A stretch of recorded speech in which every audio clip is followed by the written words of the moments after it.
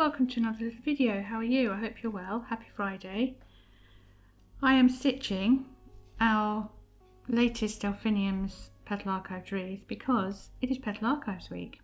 We are often asked, will we restock our wreaths, etc. So that is exactly what we have done. We have restocked every single one of our Petal Archives wreaths and they're in the shop now. So I thought I would tell you a little bit about them, what each one is made up of.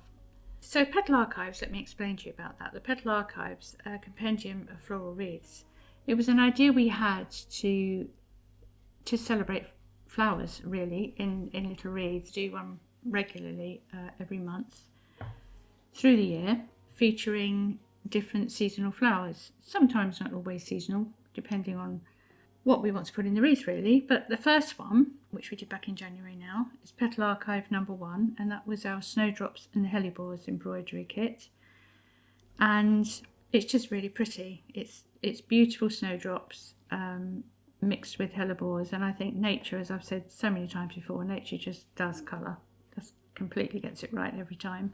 So this was a really natural mix for us to do. So that was the first one, Snowdrops and Hellebores. That's in the shop now.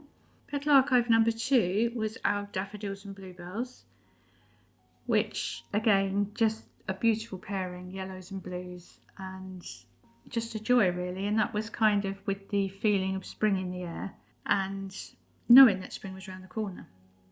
We then also did a Petal Archives needlebook kit, which was Snowdrops and Daffodils, and we combined elements from number 1 and number 2 and took Snowdrops from number 1, Daffodils from number 2. We actually re-dyed the thread, so it is different thread because we knew a lot of you would like to stitch that too, so the threads are actually different for that. Then there was Petal Archives number 3, which was Fritillaries and Daisies. The Fritillary I remember seeing in Sissinghurst. I think it was the first time I ever saw a fritillary flower, and I just thought it was a magic. The way the light shines through the leaves is so beautiful. And daisies, because daisies. The fritillaries, I've sort of woven it. You don't have to do it like that. You could just do like a satin stitch on it. But the weaving is really fun for the fritillaries, and it gives that lovely checkered look that you get on it. And then Petal Archives number 4, a springtime wreath. That was kind of just close to my heart because there were some of the flowers in my garden, including my chocolate vine, which does have a sort of smell of chocolate to it. It's a tiny little flower. It's not particularly showy. They're quite dark little flowers, but it doesn't stop blooming. It's just beautiful. I mean, I'm saying that it's not blooming now, but the leaves are absolutely gorgeous. So that included that in there, which was one of my favourites. We then had Petal Archives number 5, which is Wisteria and Roses. Again, things that I love in my garden. The wisteria we have just outside our kitchen door, which is home to a wood pigeon nesting and some blue tits in a little nesting box. And that's lovely. That's so beautiful. We can't cut the wisteria back at all now, actually, because the wood pigeons are nesting. So that's Wisteria and Roses.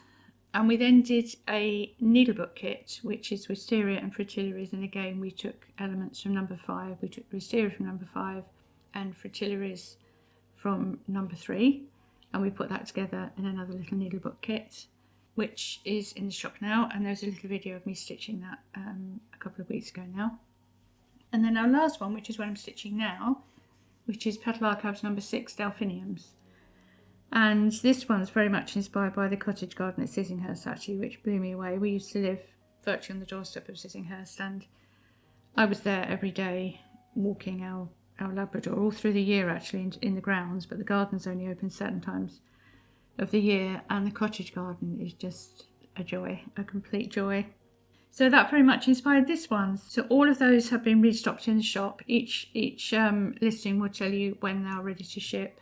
And we also have the Petal Archives Christmas Eve box 2026. That's in the shop too. That went up for sale last week. We did have a Petal Archives weekly stitch advent, which was 4 wreaths to open, 1 each week in the lead up to Christmas, but that has sold out. We will try and restock that later in the year, but I can't promise that honestly because it's so much work. put all of these together. But anyway, so that's a little tour of the Petal Archives. When I say the last one, it's not the last one. I mean, that's the latest one. I should have said that's the latest one. There will be another one coming up in the next week or so. And that's beautiful too. So when I have finished, so when you get your pattern and you fill in all your little flowers on your delphiniums,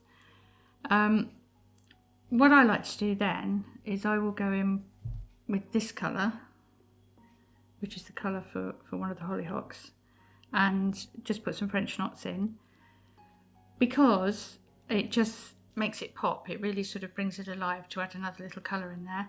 As I said before, you might do your colours completely differently. I will also probably, again, using this colour, I will probably go and put some little French knots on the leaves just because I want to.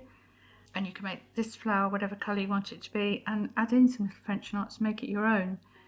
But they're just lovely to stitch, and as I'm always saying, observed in nature, held in stitch. It's just a lovely memory of nature all year round. And actually there's a little video coming up probably next week on what you can do with these, how you can display them, because they need to be seen. Also, before I go, new little project I'm going to do. So I'm making, let me find my little needle case, it's around here somewhere, bear with. So this is my sunglasses case at the moment, at the moment, and it's just this lovely Liberty. This is actually Liberty linen, which I got years and years ago. I've got none left at all now. Anyway, I'm making a new one for my sunglasses, so I think I'm going to use this as a basis and probably do some slow stitching, maybe some embroidery. But that'll be a really nice tutorial. Actually, I'll show you kind of how I want to make a little glasses case, lots of different ways to do it. Anyway, wishing you a lovely weekend.